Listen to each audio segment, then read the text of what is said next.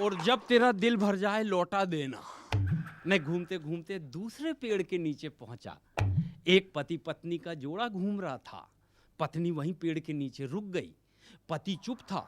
पत्नी बोल रही, देखो जी कितना सुहाना मौसम है, ठंडी ठंडी हवाएं चल रही है, चिड़वा और चिड़वी प्यार कर रहे हैं, तोता तोती आपस में चोंच लड़ा रहे हैं, मगर एक आप हो कि कुछ नहीं बोलते।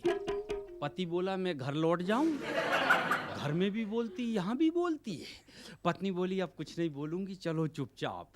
1 घंटे तक दोनों घूमते रहे। 1 घंटे के बाद फिर उसी पेड़ के नीचे आए। पत्नी इस बार बोली, देखो 1 घंटा हो गया, वो तोता और तोती आपस में चोंच लड़ा रहा है, दोनों जा रहे। और मैंने कहा, आप लड़की देखने मतलब बहू को ढूंढने जा रहे। बोले, लाहौल वाला कुआत, मियाँ हम अपनी बेगम को ढूंढने जा रहे। भाई मैंने कहा, बेगम मतलब आपकी शादी नहीं हुई? बोले, 2 हुई थी। मैंने कहा, वो कहाँ है? बोले, अब तो नहीं रही। मैंने कहा, नहीं रही इसका मतलब आप बेवा हो गए? बोले, यार खां, बेवा तो औरतें होती हैं मियाँ, हम यतीम हो गए। और नवाब साहब, मैंने कहा, एक बात बताओ, आपकी जो पहली अहलिया थी, पहली बीवी थी, वो कैसे मरी? क्या बताएं मियाँ, वो जहर खा के मर गई। और मैंने कहा, दूसरी वाली? बोले, जहर नहीं खा रही थी। उनको नवाब साहब ने निपटा दिए। तो मैंने कहा, अब क्या इरादा है? बोले, बेटा मैं तीसरी शादी करना चाहता हूँ, कोई अच्छी सी लड़की हो तो देख। मैंने कहा, आप 90 साल के हैं, लड़की तो मिलेगी नहीं। नहीं बेटा, कोई बेवा देख दे, 90 साल की देख दे।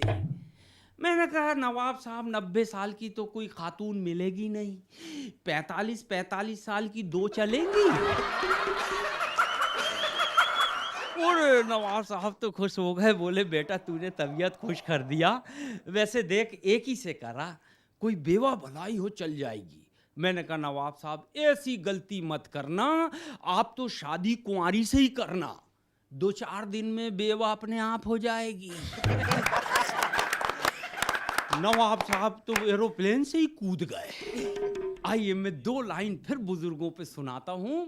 कौन कहता है कि बुढ़ापे में जवानी नहीं होती, ये और बात है, उन पर किसी की मेहरबानी नहीं होती।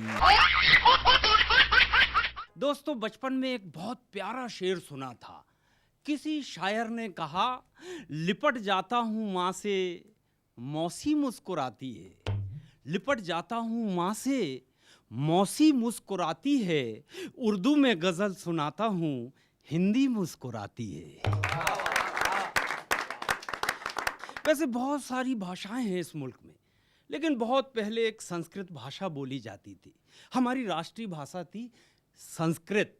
लोग द्वार पे लिखते थे, अतिथि देवो भवा, मेहमान भगवान के समान होता है। बाद में हिंदी आई इस मुल्क में, लोगों ने स्वागतम लिखा। फिर उर्दू आई, लोगों ने खुश आमदीद लिखा। आपके आने से हमें खुशी हुई। फिर अंग्रेज आए, लोगों ने इंग्लिश में लिखा, वेलकम। मगर अभी कौन सा दौर आया है समझ में नहीं आता। लोग गेट पे ही लिखते हैं, कुत्तों से सावधान। समझ में नहीं आता कुत्ता कौन, अंदर लेटा है या बाहर बैठा है। दौर बदल गया, लोग बदल गए, भाषाएं बदल गई। लेकिन मुझे याद है कि एक दिन मेरी माँ ने मुझसे पूछा, बेटा तमसो माँ ज्योतिर्गमय का क्या मतलब होता?